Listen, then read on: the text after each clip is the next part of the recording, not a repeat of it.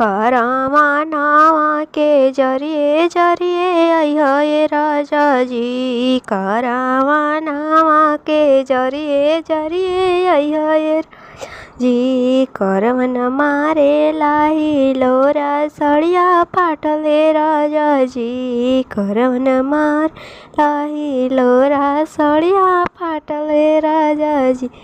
हमारा सासू जी के अरवा हमार दरजिया ये राजा जी। हमारा सासू जी के अरवा हमार दरजिया राजा जी। सड़िया खोली खोली के करेला सिलैया ये राजा जी। खड़िया खोली खोली के करे करावा नावा के जरिए जरिए अइहे राजा जी। करवन मारे लाए लोरा सड़िया फाटले राजा जी।